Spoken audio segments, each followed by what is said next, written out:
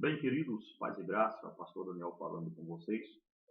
Meus irmãos, espero ter encontrado vocês com saúde, com a graça de Deus. Sempre mantenho contato com todos os irmãos da nossa igreja, todo dia, sabendo o que está acontecendo com cada um dos meus irmãos, aonde estão, como estão, o que estão passando. E fico feliz e grato a Deus em saber que toda a nossa igreja, graças a Deus, estão bem, está gozando de uma boa saúde, todos os nossos irmãos. E queridos,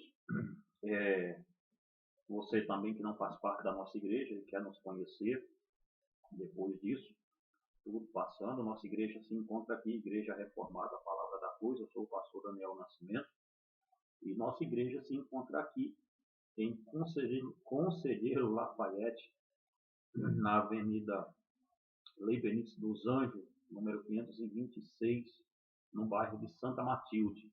Se você quiser fazer uma visita a nós, depois dessa período de quarentena que nós estamos aí, você pode ficar à vontade para nos fazer uma visita e saiba que será muito bem-vindo, será abraçado na sua alma. Já visto que agora está proibido abraçar pessoalmente, mas nós estamos aguardando vocês.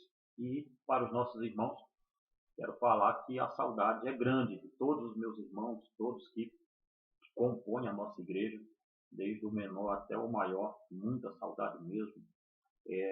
Mas sempre a gente mantém um contato para saber como está todos os nossos irmãos. Queridos, antes de mais nada, de trazer a mensagem de hoje, eu quero orar com você em nome de Jesus.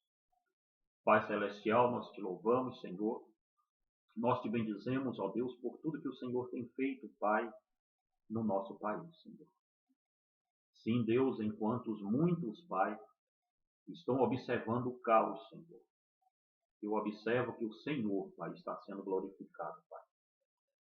Senhor da glória, enquanto muitos, Senhor, olham perplexo para o mundo, Senhor, sem saber, Deus, o que há de acontecer, Senhor. Pai da glória, nós não confiamos, Senhor, em presidentes, em governadores, em ministros de saúde, ou secretários de saúde, Senhor, prefeitos e assim por diante. Senhor da glória, eles têm carro e cavaleiro, Senhor, mas nós faremos menção do teu nome, Senhor.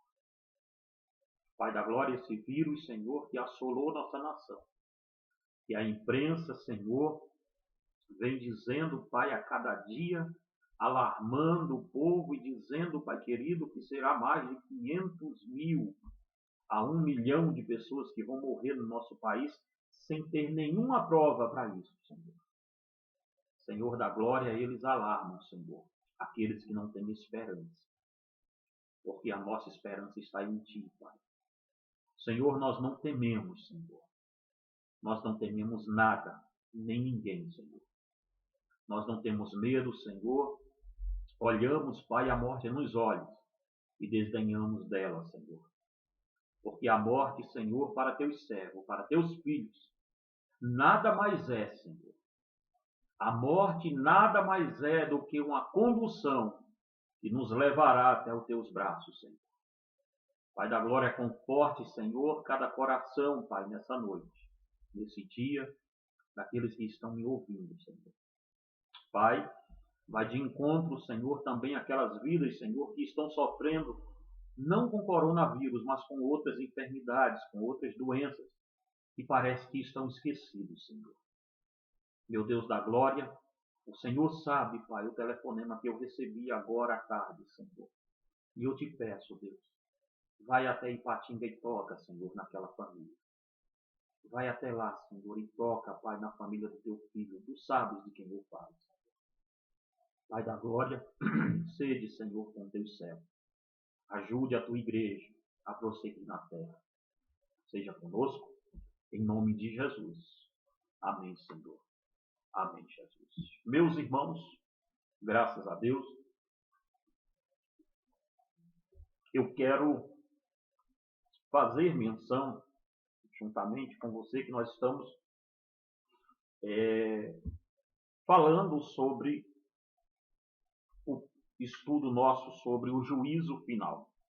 Nós falamos esta semana ainda sobre o Deus irado contra pecadores.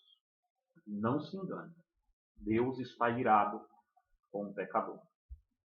É besteira, eu recebi algumas mensagens no meu e-mail.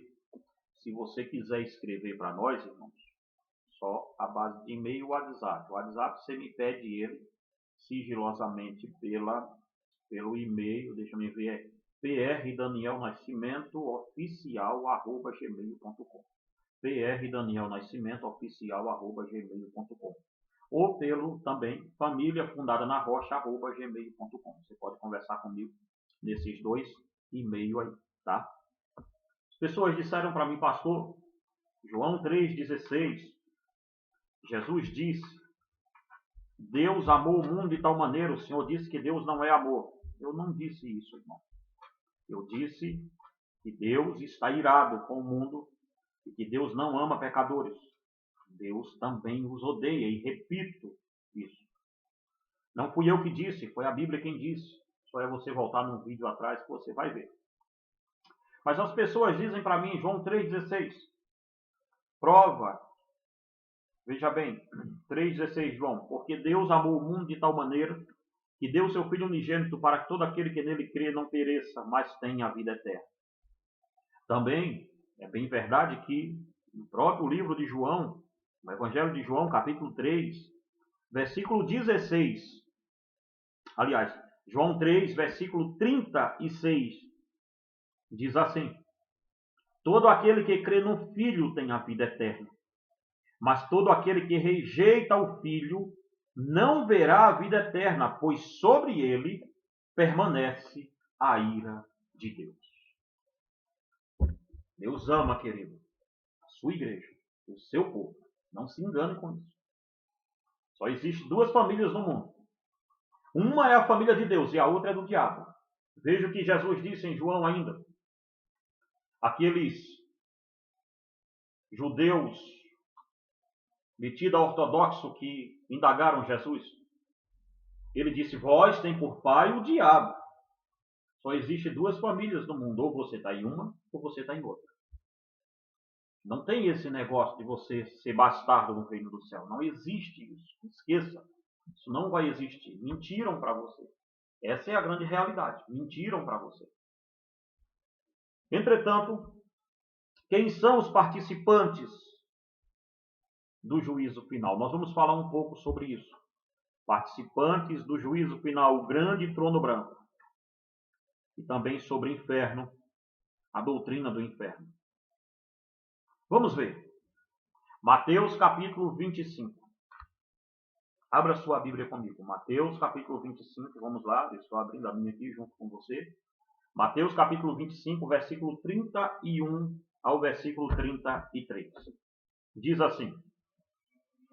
Quando o Filho do Homem vier em sua glória, e todos os santos anjos com ele, então se assentará no trono da sua glória. Todas as nações se reunirão diante dele, e ele apartará uns dos outros, como um pastor aparta dos bodes as suas ovelhas. Ele porá as ovelhas à sua direita e os bodes à sua esquerda. Então dirá o rei aos que estiverem à sua direita, vinde, bendito de meu Pai, possuí por herança o reino que vos está preparado desde a fundação do mundo. Veja bem isso aqui. Até o versículo 33. Ele porá as ovelhas à sua direita e os bodes à sua esquerda. Todos que estão mortos, todos que estão mortos e os que naquele dia estiverem vivos, participarão deste julgamento. Todos, grandes e pequenos, velhos, jovens e crianças, estarão naquele tribunal. Eu, você, o rico, o pobre, o branco, o negro, ninguém lá vai poder dizer que é preconceito de classe racial ou social. Ninguém lá poderá comprar uma alforria ou uma absorvição com o seu dinheiro, se você for rico. Ninguém lá poderá mostrar os seus distintivos religiosos de padre, pastores, bispo, bispa, pastora, ou seja lá o que você queira ser. Lá, querido, ninguém conseguirá mostrar nada disso. Naquele dia, o mar dará os seus mortos. Isto é, todo aquele que tiveram as suas vidas ceifadas num grande mar, terão de ressuscitar para encontrar-se com o Senhor. Todos aqueles que encontram-se no Hades serão ressurretos, e também todos aqueles que estavam esperando este dia glorioso como Cristo deverão estar ali, para que também recebam a condenação ou o galardão da sua obra de Cristo imposta a eles. Todos ressuscitarão neste dia, como está em João 5, 28, João 6, 39, João 6, 39, 44 e 54. É neste dia que todos estaremos face ao tribunal de Cristo. Os inimigos de Deus estarão ali, mas os seus eleitos também estarão. Observe o que a Bíblia diz, que o livro da vida foi aberto naquele dia. Apocalipse 20, versículo 15. Se o livro da vida será aberto neste dia, entendemos que os crentes também serão julgados neste dia. Veja bem isso aqui. Este será o grande dia, queridos, do grande nivelamento de Deus. Este será o dia do nivelamento de Deus. Todo joelho se dobrará diante do Cristo de Deus. Abraão, Isaque, Jacó, Moisés, os profetas, os santos apóstolos e os santos mártires da era primitiva estarão ali. Todos, querido. Meu amado irmão Policarpo, de Esmirna, todos os nossos irmãos estarão ali. Oh, que dia glorioso será esse para nós. Oh, que dia lindo será este, em que verei o meu Senhor assentado, chamando Anás e Caifás e dizendo: vamos, coragem, entregue-me agora para Pilatos. Ele chamará Pilatos e lhe dirá: vamos, lave agora as suas mãos. Diga que me trocará por um ladrão desta vez. Neste dia, todos estaremos ali, contemplando o grande juízo de Deus. Aleluia. Será um dia glorioso para nós. Imagine os rostos daqueles, de todos os ateus, que ficarão envergonhados, pois eles serão julgados por alguém cuja existência eles passaram a vida inteira negando. Imagine os profanos que viveram para pisotear no seu sangue. Imagine os desviados que viveram parte das suas vidas para ele, mas agora o verão como um juiz implacável, como um juiz justo, que não revogará a sua sentença. Imagine os falsos pregadores, vendedores de utensílios sagrados e de indulgências evangélicas e católicas, quando estiverem frente a frente com ele. Imagine os pastores que viveram da fé, mas não tinham mais a fé de que este dia chegaria. É neste dia, irmãos, que nós estaremos olhando nos olhos dele e ouvindo a doce voz do glorioso Senhor e Salvador Jesus Cristo. Os participantes serão de fato todos, desde Adão, o primeiro homem, até o último homem que viver, nascido naquele dia. Pois só existirá este dia para nós, a ressurreição e o dia do julgamento final. Como está escrito em Daniel capítulo 12, versículo 2, João 5, 28, 29, João 6, 39, versículo 40, 44, 54, João 11, 24 e Atos dos Apóstolos, capítulo 24, versículo 15. Neste dia, todos ressuscitarão. Logo, todos os homens participarão desse julgamento. Mas os anjos caídos, juntamente com o diabo, também serão julgados ali naquele dia, como está em Apocalipse 20, versículo 10. O juízo do grande trono branco. Este dia é conhecido pela Bíblia como o dia do grande trono branco, ou o dia do Senhor, ou o dia do juízo final. O trono é mostrado com a cor branca para demonstrar a pureza e a equidade do juiz. O juiz será o Santo Cordeiro de Deus, que passou todo o tempo como advogado, mas agora vem como um juiz severo, que recompensará a cada um segundo as suas obras. Você será recompensado, sim, claro, por aquilo que você fez.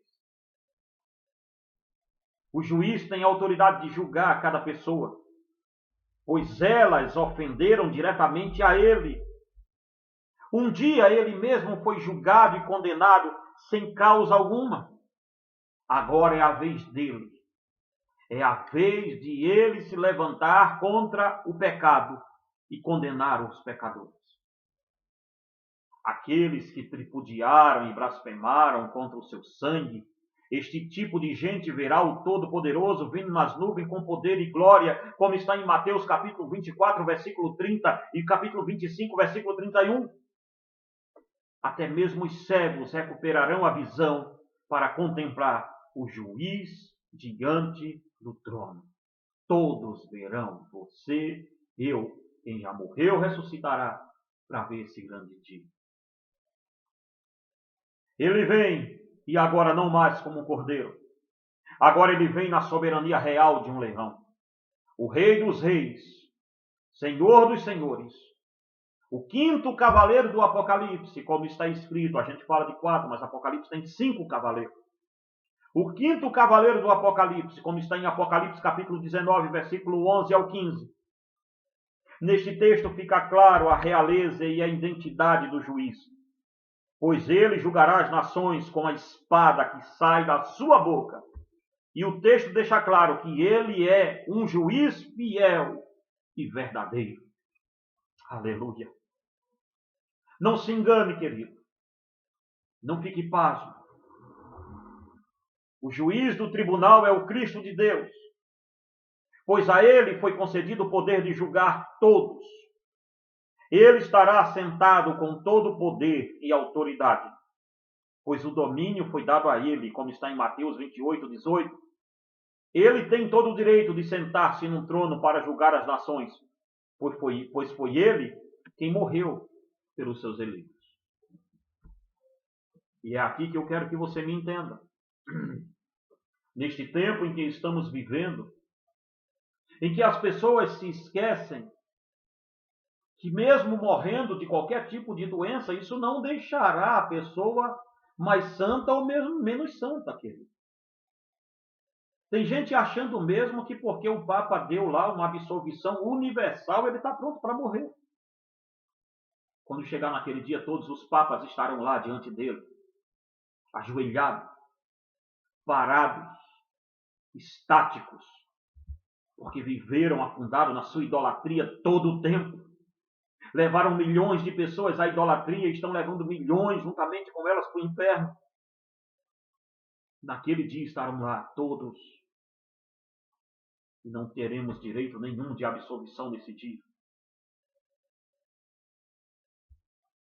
O único remédio para isso é confiar no Senhor. Abraçar a cruz do seu Cristo enquanto estamos aqui vivos, porque depois da morte segue-se ao juízo, querido. E ao homem está ordenado morrer uma só vez e depois disso segue-se o juízo. Não adianta você pensar que é kardecista e vai ter uma segunda chance, porque não a terá. O inferno. A doutrina do inferno deve produzir em nós uma devoção maior a Deus. Mas aos mestres fariseus que temos hoje, e a grande parte dos cristãos atuais, causa repulsa e animosidade. Tem gente aí pensando assim, mas por que é que esse homem está falando em inferno em uma hora que o mundo está morrendo? Justamente porque está se passando pessoas e mais pessoas para a eternidade e estão abraçando diretamente o inferno logo depois disso. Porque morrer, querido, com coronavírus não te torna inocente. Morrer com qualquer doença não te torna inocente. Entenda-me bem isso. Eles buscam nesta doutrina uma oportunidade de acusarem o Deus eterno de injustiça. Mas são os tolos e arrogantes que, como porcos comendo lama e abutres comendo carniça, apenas seguem seus instintos e desejos naturais para se irarem contra Deus. Eles estão tão afundados em arrogância, que quando Deus derramar a sua ira sobre ele, estes pecadores, ao invés de glorificarem o Eterno e se arrependerem de seus maus caminhos, apenas levantarão a sua voz contra Deus e proferirão blasfêmias contra ele, como está escrito em Apocalipse 16, 9 ao 11. As pessoas estão achando mesmo, irmão, que esse sofrimento que estão passando hoje em dia aqui, com coronavírus, com isso tudo, você acha que a humanidade ficará melhor depois disso? Você acha que o homem ficará melhor só por isso? Veja esse Apocalipse capítulo 16, versículo 9 ao 11. No sofrimento da grande tribulação, eles rigirão os dentes e se levantarão contra Deus. Estes adoradores da besta são, na verdade, todos aqueles que não tiveram os seus nomes escritos no livro da vida do Cordeiro desde a fundação do mundo, como está em Apocalipse 13, 8. Para estes cujo nome não está escrito no livro da vida desde a fundação do mundo, a doutrina do inferno é desnecessária, pois ela só antecipa o sofrimento deles. Mas para os eleitos de Deus, que têm os seus nomes escritos no livro da vida do Cordeiro de Deus, não por seus méritos, mas por antecipação da graça divina, estes tais veem na doutrina do inferno e do juízo final um livramento do Pai, pois são amados de Deus e jamais passarão a eternidade com os reprovados. Entenda-me bem aqui em nome de Jesus. Entenda-me bem nisso. Vamos pensar, irmãos, faz uns 23 minutos quase que eu estou falando com você. Vamos pensar um pouco no inferno agora. Você já parou para pensar? Você já parou para pensar, de fato, o que é o inferno? Você algum dia parou mesmo para pensar de fato o que é o inferno? Em primeiro plano, vamos estudar rapidamente o que a palavra quer dizer nos termos teológicos. Mas não me apegarei aqui aos termos teológicos apenas. Apenas citarei os termos técnicos e logo iremos para os termos práticos. A palavra inferno vem do grego Hades ou Gehenna. Estas palavras que literalmente nos conduzem à mesma interpretação, inferno. Mas na maior parte das vezes que o Senhor Jesus falou sobre inferno, ele usou a palavra Gehenna.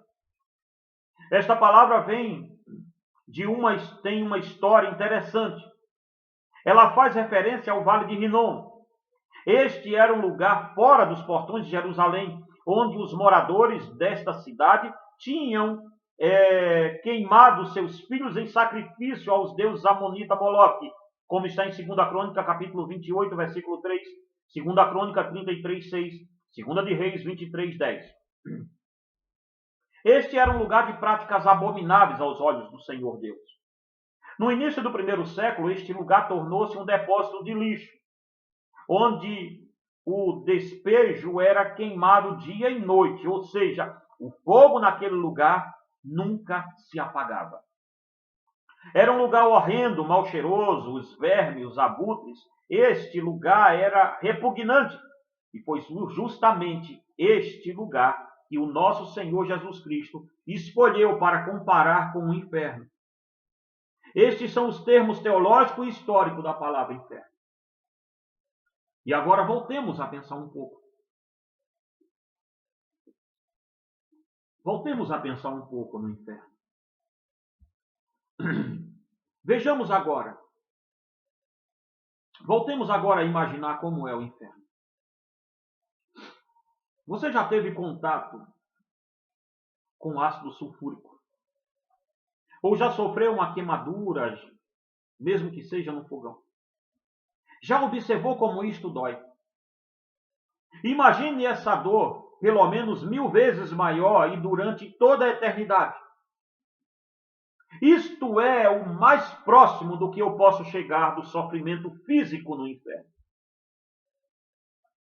O tormento é terrível naquele lugar, pois o bicho não morre. Se você tem algum parente que morreu sem nenhuma evidência de salvação, é provável que ele esteja neste lugar. É muito provável que ele esteja lá.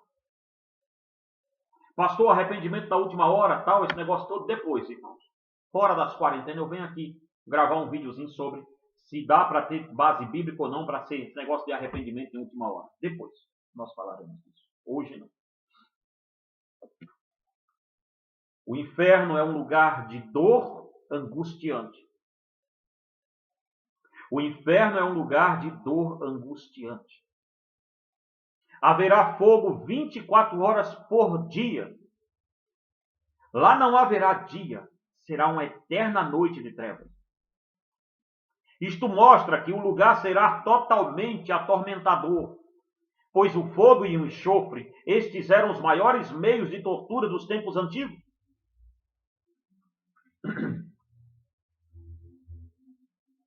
Imagine uma gota de água fervente caindo em alguma parte do seu corpo. Que dor insuportável isso lhe causaria. Agora imagine uma queimadura no fogão. Logo, esta queimadura vira uma bolha e você sofrerá as dores daquela queimadura por alguns dias. O inferno será terrível porque as pessoas que estão lá sofrem com um castigo interminável. Lembre-se que uma gota de água foi o que o rico da parábola que estava no inferno pediu para Abraão, como está em Lucas capítulo 16, versículo 24. Observe a frase dele: estou atormentado nestas chamas. Estou aqui atormentado nessas chamas. Para falar do sofrimento do inferno, as pessoas para falar do sofrimento que as pessoas passam no inferno, o Senhor Jesus citou um dos textos bíblicos mais temíveis para o judeu,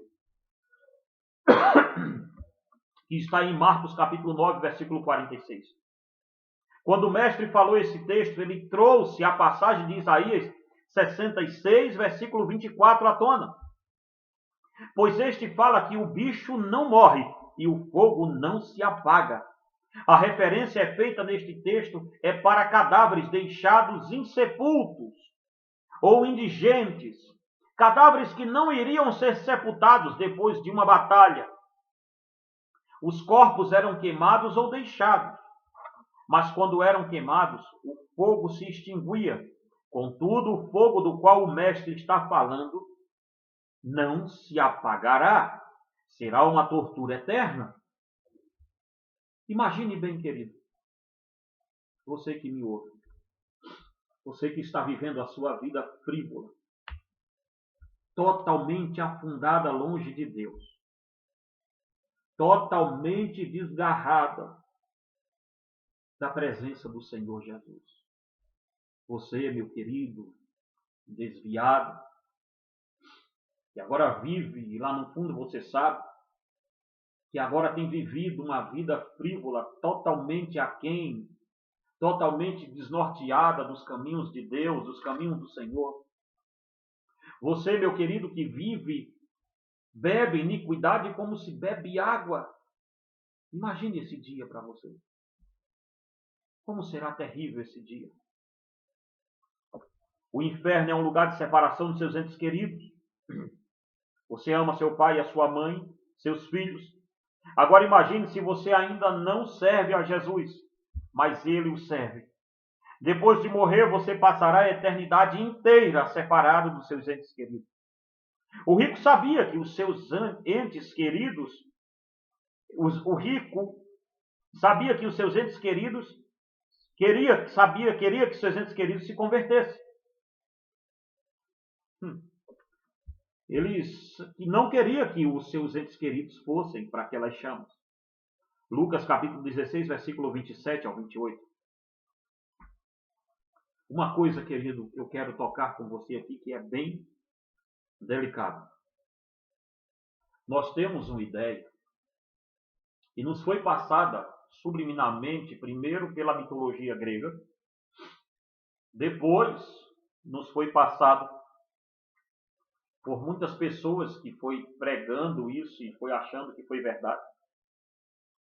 E chegou até nós aqui o século XXI como se isso fosse uma grande verdade. O inferno não é uma invenção do diabo. O diabo não exerce nenhum poder sobre o inferno.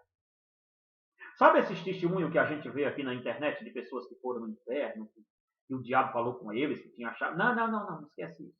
O diabo não tem poder nenhum sobre o inferno. Quem governa o inferno é o seu Criador. E quem criou o inferno não foi o diabo.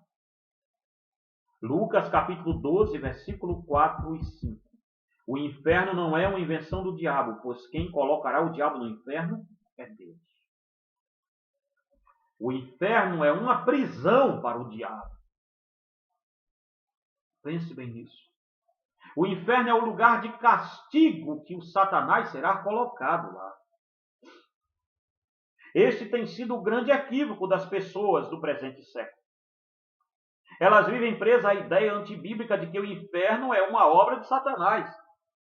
Mas com base nas Escrituras somos informados de que o inferno é uma invenção de Deus. E é lá que Deus demonstrará toda a sua ira sobre os homens, sobre os demônios. Pense bem nisso aqui. Pense bem você que está me vendo aí. Quem governa no inferno? As pessoas acham que é mesmo aqueles testemunhos das pessoas que forem. O diabo disse, olha, isso aqui é a minha casa. Não, esse povo está meio encaixaçado, só pode ter sido. Não digo que usaram de má fé, mas tiveram aí umas visagens que nem eles mesmos eu acho que acreditam nisso. Ou se acreditam é pura teomania, mania de ser Deus ou outra coisa qualquer. Não, irmãos. Quem manda no inferno, quem governa o inferno, é Deus. Veja Apocalipse capítulo 1, versículo 18. O cristianismo moderno está repleto de mitologia pagã. E esse paganismo vem da mitologia grega, que ensina que o deus Hades reina nas regiões baixas da terra e que quando as pessoas morrem, elas passam a ser da propriedade desse deus. Esqueça isso. Quem tem a chave da morte e do inferno é o Cristo de Deus. É Deus quem tem isso. Por isso que você não deve temer a morte. Porque o livro da vida dos homens não está na mão do diabo. O livro dos seus dias foram todos eles contados e você não tem como acrescentar um deles, nem uma hora a mais do que está escrito lá. Este livro, irmão, não está no poder do diabo. Esse livro está no poder do nosso Cristo. Nosso Cristo tem o domínio e o poder sobre esse livro. É Ele quem governa tudo isso. Um outro sim. Quem criou o inferno, como nós dissemos, foi Deus. Mateus 25, 41. Observe que o texto afirma que o inferno foi preparado para o diabo e seus anjos. Segundo, o inferno não é a casa do diabo, é o lugar onde o diabo é punido. Terceiro, o inferno também é usado para colocar todos os pecadores que não abraçaram o sacrifício vicário de Jesus Cristo lá. No inferno, os mortos têm todas as lembranças de sua vida terrena. Quem está sofrendo agora no inferno, nesse exato momento, não está dormindo, como dizem nossos irmãos sabatistas. Isso aí é questão para outro debate. Isso aqui é um culto que eu estou fazendo. Quem está no inferno não está inconsciente. Veja Lucas, capítulo 16, versículo 23 ao 29. O rico estava completamente consciente do que estava acontecendo. Imagine a cena. A pessoa morta e agora tem que viver no inferno, lembrando-se dos seus parentes que podem, em algum tempo, estar ali com ele. O tormento psicológico é algo atormentador. Os russelitas, os sabatistas do sétimo dia, dizem, têm ensinado uma heresia sobre este tema. Pois ensinam que quando um homem ímpio morre, ele instantaneamente deixa de existir. Mas se ele for um homem justo, ele ficará em um estado de sono da alma. Ficará em um estado inconsciente, não lembrando de nada. Os seguidores dessa doutrina estapafúrdia afirmam que o Antigo Testamento não fala nada sobre a imortalidade da alma. E por isso o ensino do Novo Testamento sobre este assunto não tem valor.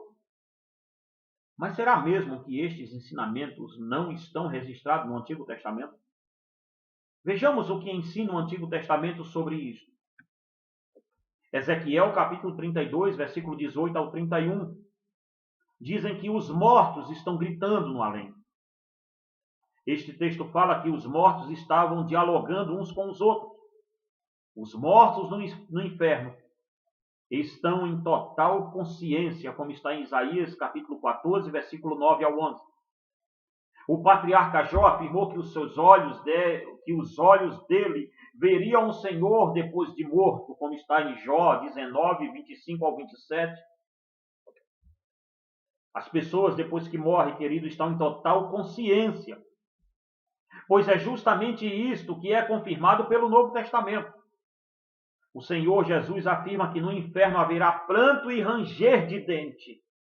Para prantear e chorar tem que se estar consciente. Mateus capítulo 8, versículo 12, Mateus 3, 42, Mateus 22, 13, Mateus 24, 51 e Mateus 25, 30. O fato de as pessoas serem torturadas no inferno prova que elas estão em um estado de total consciência, como está em Apocalipse capítulo 21, versículo 8. Eles sofrem com a punição justa de Deus, pois eles sofrem com a punição justa de Deus, pois viveram suas vidas em total oposição contra o poder salvador de Deus, do Deus eterno. Já que não se importaram com o poder de Deus enquanto estavam vivos, agora provarão o seu poder após a morte. Pense bem nisso aqui. Pense bem. Eles estarão no inferno, mas o Cordeiro estará olhando quem entrará lá. Você acha que o inferno é tão terrível por quê? Porque quem irá punir as pessoas no inferno, querido, não é o diabo. Veja a sua Bíblia em Apocalipse capítulo 14.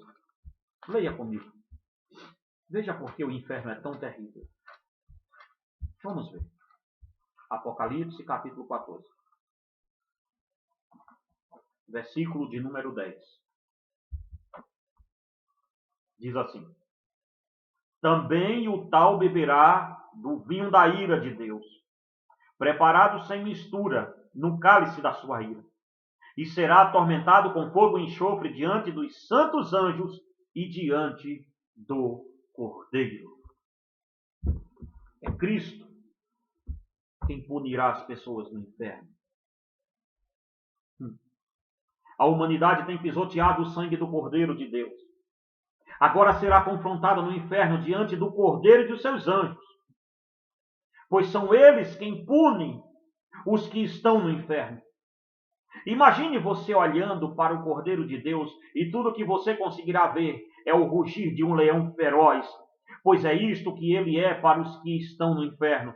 Um leão, um Deus irado, que agora toma ele mesmo o ímpio que viveu afundado em pecados e o coloca em lugar onde estão os pecadores atormentados. Agora eles receberão todo o cálice da ira e do ódio santo de Deus.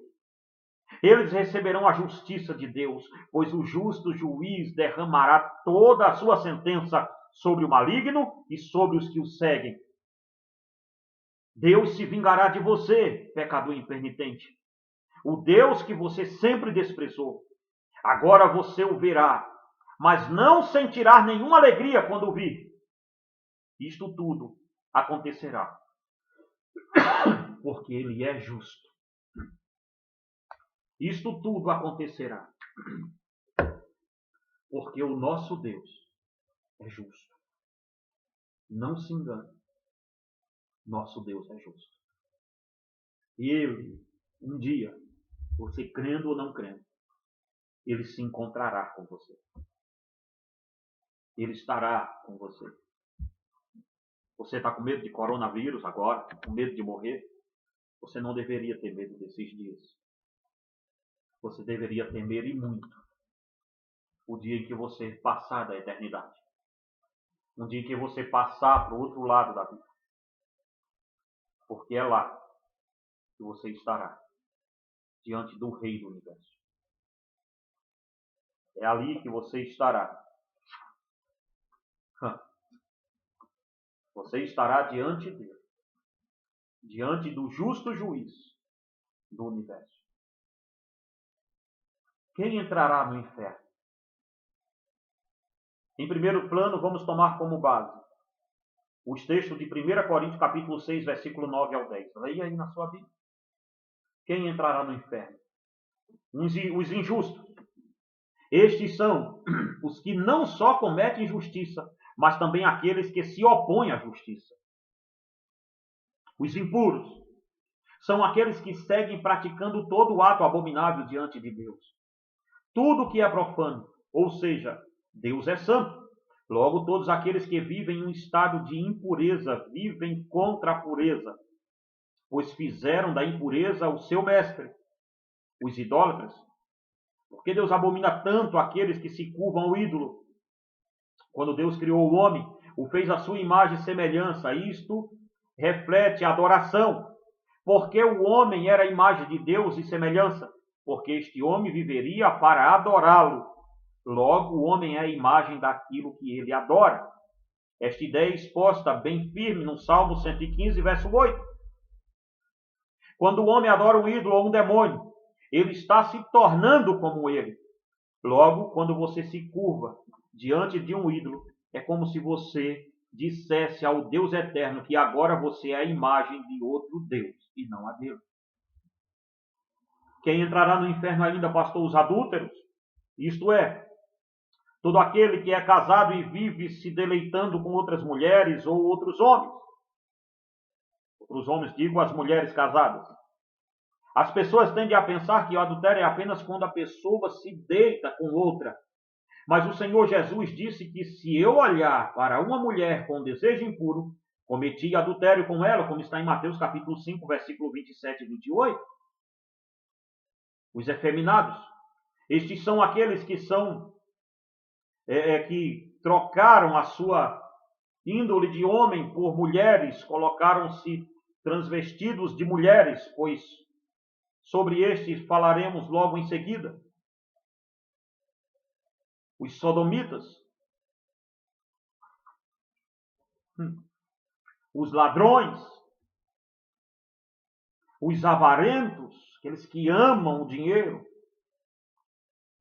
os bêbados, que a psicologia moderna tenta de todas as formas colocar o alcoolismo como sendo uma doença. Mas o alcoólatra é, na verdade, um amante do pecado e faz do álcool o seu ídolo. Veja que Paulo diz que eles também serão lançados no inferno. Os maldizentes são aqueles que amam falar mal da vida alheia e vivem para levantar difamação contra outras pessoas. Os roubadores, os feiticeiros, os homicidas e os mentirosos.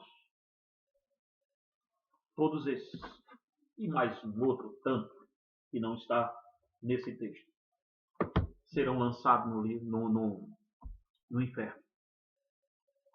Mas para nós, queridos, que somos povo de Deus, eu quero deixar uma palavra de esperança para a igreja do Senhor Jesus. Os ímpios se encontrarão com ele, mas não terão nenhum consolo. Quando disserem que Jesus está voltando para você, alegre-se. Quando disserem para você, olha, Jesus está voltando, diga, oh glória a Deus. Tomara que seja logo. Paulo disse em 1 Tessalonicenses capítulo 4.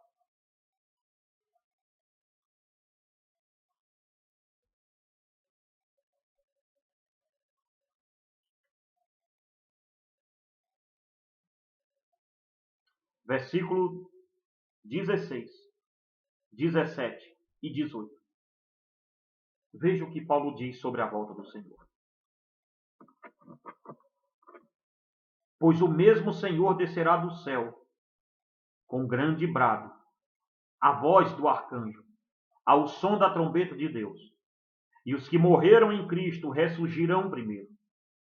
Depois nós, os que ficarmos vivos, seremos arrebatados juntamente com eles nas nuvens, para o encontro do Senhor nos ares. E assim estaremos para sempre com o Senhor. O versículo 18, Paulo nos adverte a isso. Portanto, consolai-vos uns aos outros com estas palavras.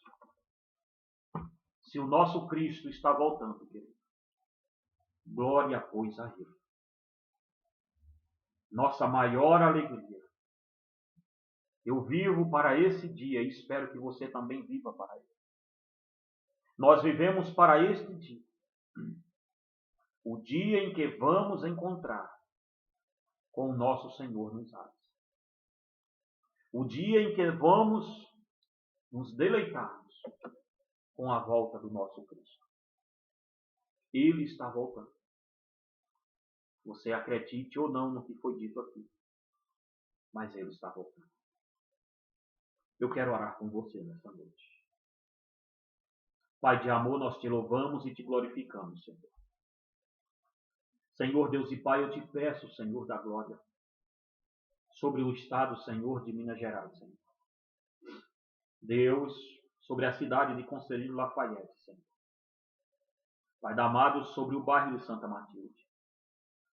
Senhor, meu Deus e meu Pai, venha, Senhor, com o teu Espírito, Senhor da glória, sobre essa nação, Senhor. Meu Deus, essa nação que se encontra, Pai, atordoada, sem saber o que fazer, Senhor. Mas aqui, Senhor, há uma igreja que crê na tua soberania, que crê no teu cuidado. Nós sabemos, Senhor, para onde estamos indo. Nós sabemos de tudo isso, ó Pai. Nós sabemos, ó Deus, que o Senhor, meu Deus, é quem comanda, é quem demanda, é quem levanta, é quem ergue, é quem derruba. Nós sabemos, Senhor. Eu te peço, Deus da glória, que o Senhor tenha misericórdia, Pai, da nossa nação. Sustenta, Senhor, a mão, Senhor, do presidente da República, Pai. Coloque a tua bênção, Senhor, sobre ele. Venha, Pai da glória, contrariar, Senhor, todo o prognóstico, Pai, que a Globo e que todos os comunistas anti-Deus estão dizendo que vão ter nesse país. Contraria, Senhor. Contraria, Senhor. Pai de amor, nos prepare, Senhor. Nos prepare para o que há de vir, Senhor, porque isso aqui não é nem o assoveio da cantiga, Senhor. Prepara o coração da tua igreja e do teu povo, Pai. Se conosco, é o que te pedimos nessa noite, neste dia, em nome de Jesus. Amém, Senhor. Amém, Jesus. Queridos, estamos chegando ao fim do nosso culto de domingo, esperando em Deus e orando, e nessa próxima semana nós possamos estarmos juntos já. Senão, nós vamos passando as informações para os irmãos da nossa igreja, o que é que está acontecendo, tudo direitinho. E meus irmãos, fiquem com Deus, você que está nos ouvindo fora daqui de Minas Gerais, nós estamos orando por vocês também. E meus irmãos, fiquem na paz de Cristo, tranquilizem o coração de vocês, é o conselho que eu dou para toda a igreja nossa. tranquilize o coração de vocês. Não acredite, principalmente em Rede Globo. Não vejam, não tem nada ali para a gente ver. É só fake news, uma atrás da outra. Eu nunca vi aquilo, sabe? É só vende matança, só vende isso, só vende aquilo. Então, meu querido, pegue a sua Bíblia, pegue sua lição de Escola Bíblica Dominical nossa. Deixa eu ver, ela está por aqui, está aqui. Pegue aí a nossa lição de Escola Bíblica Dominical, ó, tá aí bonitinha, você tem ela. Vai estudar a sua lição de Escola Bíblica Dominical quando voltarmos, vamos voltar com força, tá? E não fique divulgando muito aí que morreu tantos ou diz tanto disso. Não, faça o seguinte, comece a passar mensagem bíblica para os outros.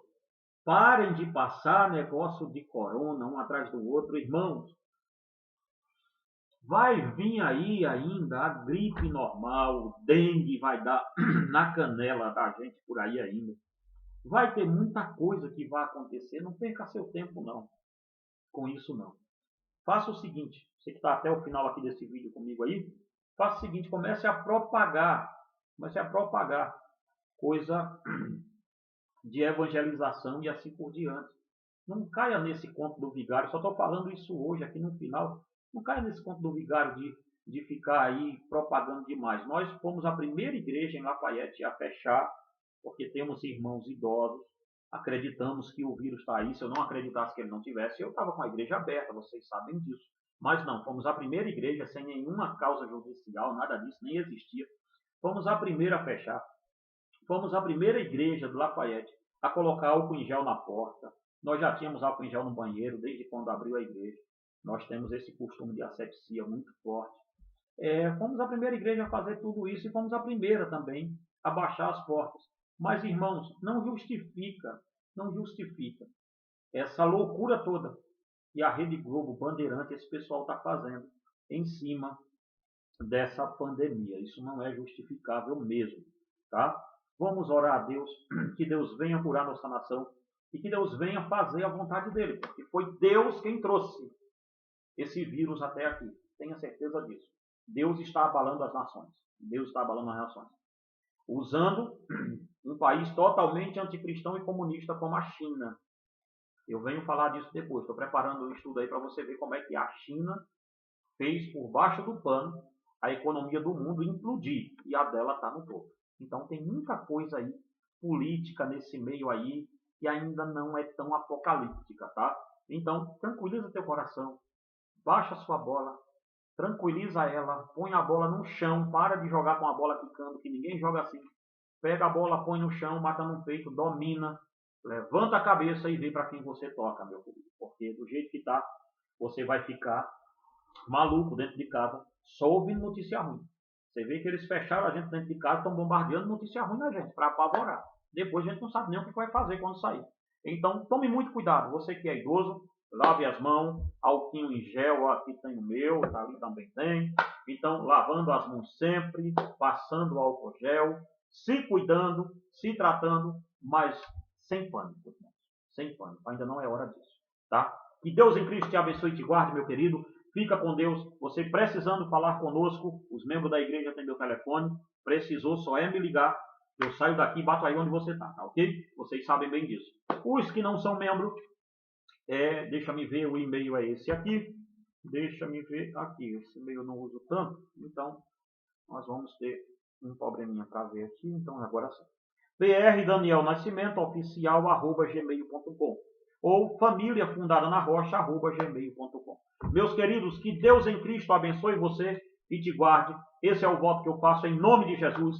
Uma boa semana para você e uma semana abençoadíssima na paz de Cristo. Que Deus abençoe teu trabalho, que Deus abençoe tua família, que Deus abençoe a sua vida. Fique com Deus em nome do Senhor Jesus Cristo.